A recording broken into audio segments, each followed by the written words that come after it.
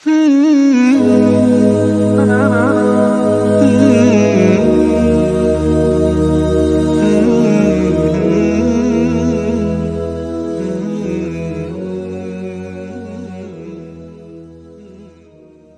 şəfqət.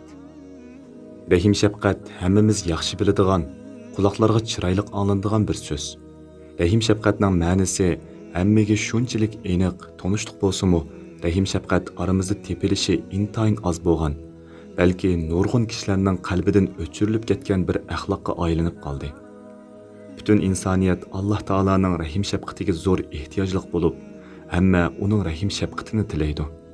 Biz musulmonlar hamisha har namozimizda va duolarimizda Alloh taolaning bizga rahim shafqat qilishini, gunohlarimizni afv qilishini tilab kelyapmiz. Biz Alloh taolaning rahim shafqatiga muhtoj bo'lgandan nima uchun Alloh taolaning bandalariga rahim shafqat qilmaymiz? Birinchi, ota-onalarga rahim shafqatlik bo'lish. Ota-onaga rahim shafqatlik bo'lish, ularni qandoqli bir ravishda bo'lmasin, ranjitib qo'yishdan saqlanish, ularni asrash, ularga jon-dil bilan xizmat qilib, ko'ngillarini elish, moddiy va ma'naviy yukini yengillatish, ko'ngilsizliklarga tasalli berib, yanada bo'lish, xushalliqlarni birga tantana qilish qatorliq ishlarni o'z ichiga oladi. Ota-onasini qaqshitib, ularni zar-zar yig'latganlar, ularga rahim shafqat qilgan bo'lamdi. Ota-onasini aldab qo'yib, yigitlar bilan xufiyona munosabat qurgan qizlar ota-onasiga rahim shafqat qilgan bo'lamdi. İmtihondan o'tolmay qolsa, ota-onasining qattiq bearam bo'lganligini bilib turib, yaxshi o'qimagan o'quvchilar ota-onasiga rahim shafqat qilgan bo'lamdi.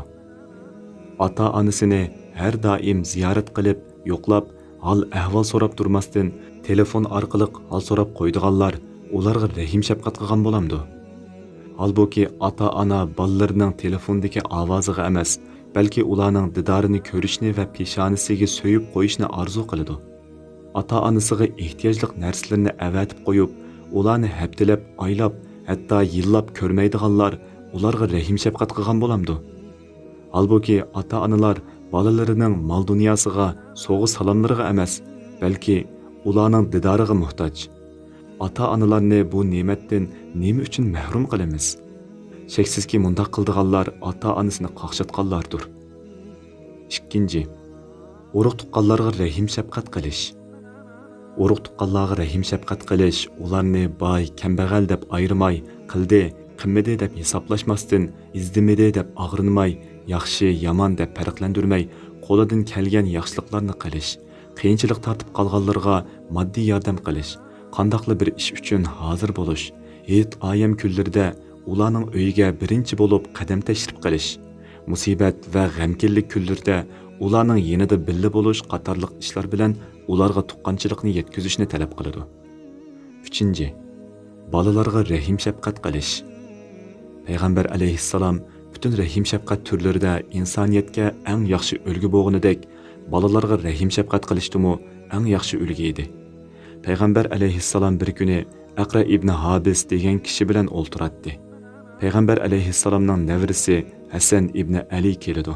Payg'ambar alayhissalom Hasan raziyallohu anhuni so'yib, quchoqlab, bag'riga bosadi.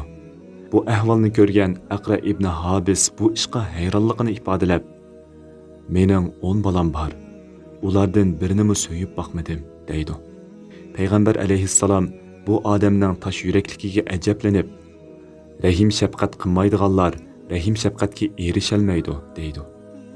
Payg'ambar alayhissalomning kichik bolalarga bo'lgan rahim shafqati shunchalik cho'ng va kuchli ediki, hatto namozni boshlab uzun surlarni o'qishni niyat qilgan bo'lsa-mu, onalari bilan masjidga kelgan kichik bolalarning yig'isini anglab qelib, namozni qisqa o'qidim deydi. Bolalarni chiroyli kiyindirib, qo'rsqini yaxshi to'yg'izib baqqanlikning o'zida ularga rahim shafqat qilganlikqa yotmaydi.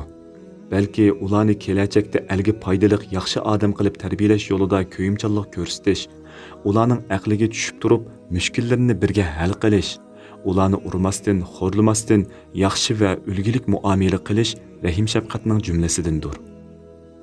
4. Ayollarga rahim shafqatlik bo'lish. Payg'ambar alayhissalom ayollarga eng mehr shafqatlik zot edi. Ayollarga bekmi ko'ynatdi. Ularning uy ishlariga yordamlashatdi. Dardlarini ko'ngil qo'yib tingshaytdi.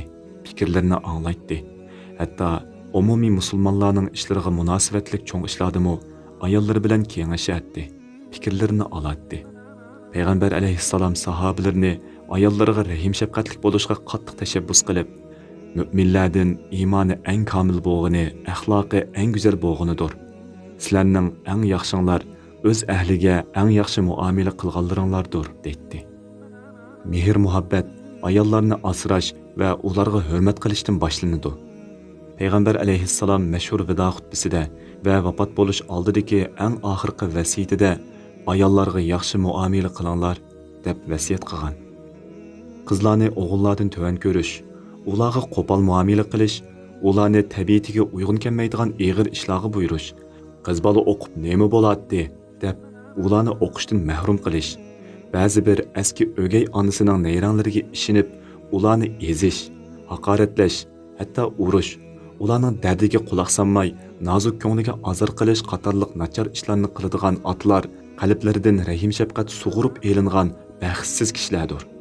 Mundaqlar qanchalik taqvo suratlik musulmon bo'lib ketsin, qanchalik cho'ng olim, ulamo yoki qori Qur'on, hoji haram bo'lib ketsin, baribir ko'nglida rahim shafqat bo'lmagan ekan, ularning dunyo va oxiratda Alloh taolaning rahmatiga erisha olishi natoyin. 5. Hayvonlarga rahim shafqatlik bo'lish. Payg'ambar alayhissalom mundaq degan: bir odam yo'lda ketib o'tib, qattiq usab ketdi. Yo'lda bir quduq uchirtib qelib, uningga tushib suv ichdi. Sirtqa chiqqanida ussuzlikdan tirsangilab, tuproqni yeyotgan bir itni ko'rib qoldi.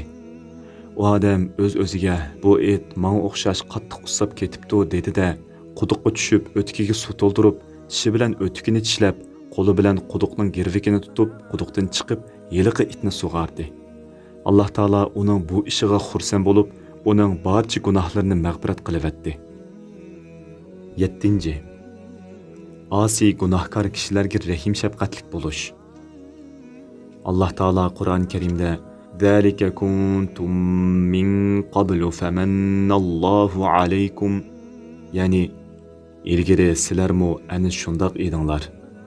Keyin Alloh sizlarga iltifot qildi deyish orqali bizni o'tgan kunlarimizni unutib qolmasligimizga, kishilarni gunoh ma'siyatlari sababli masxir qilmasligimizga, ularga nafrat qilganlikdan ularni chetga qoqmasligimizga va ularga kamoliy mehribonligimizni ko'rsatib, yomon yo'ldan qaytarishimizga chaqirdi. Dunyoda gunoh qilmaydigan, xatolashmaydigan odam yo'q. Har qanday odam gunoh qiladi va xatolashadi. Ammo muhim bo'lgani o'z gunohini tonib, to'g'ri yo'lga qaytishidir. Payg'ambar alayhissalom bu haqda har qanday odam bolasi xatolashadi. Xatolashquchilarning eng yaxshisi tavba qilg'uvchilardir deb ko'rsatgan. 8. Ezilganlarga rahim shafqatlik bo'lish. Dunyoning har qaysi joylaridagi ezilgan musulmon qarindoshlarga har kimning qudrati yetishicha rahim shafqat qilishi farzdir. Ular bilan bir safda turib, haqqoniy da'volarni yurgizish, pul-mol yordam qilish, ularning haq-huquqlarini talab qilish, bularning hech birini qilolmaganda ular uchun Alloh taologa duo qilish bilan bu diniy qarindoshlik burchini ado qilish mumkin. Payg'ambar alayhissalom mundaq degan: Mu'minlar bir-birini so'yish, bir-biriga rahim shafqat qilish va bir-biriga hesdoshlik qilishda qaysi bir a'zosi og'risa, butun a'zolar ismdosh va uyqusizlik bilan uningga o'rtoq bo'ladigan bir butun badanga o'xshaydi. 9. O'z-o'ziga rahim shafqatlik bo'lish. Odam boshqalarga rahim shafqatlik va ko'yimchan bo'lib, o'zini unutib qolsa bo'lamdi. Odam o'ziga qandoq rahim shafqat qiladi?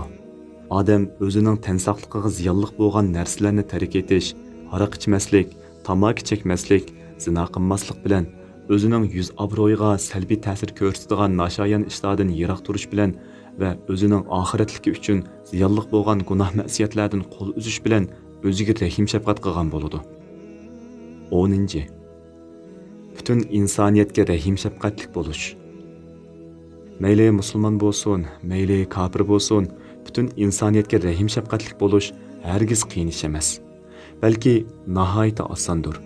İnsanlar qaysi dinga, qaysi irqqa, qaysi rangga va qaysi davlatga tava bo'lishidan qat'iy nazar, ularga nihoyat yumshoqlik bilan adolatli holda muomala qilish har kimga tabassum bilan qalbini echish, fiqirga hesdoshlik qilib, mayli moddiy jihatdan, mayli ma'naviy jihatdan kuchining yetishicha yordam qo'lini sunish, yetimlarni so'yish va ularning beshini silash, o'ziga yomonlik qilganlarni kechirib etish, tonimaydigan kishilarning qiyinchiliklarini hal qilishiga yordam qilish qatorliq go'zal axloqlar bilan rahim shafqatni butun insoniyatga yetkazgili bo'ladi.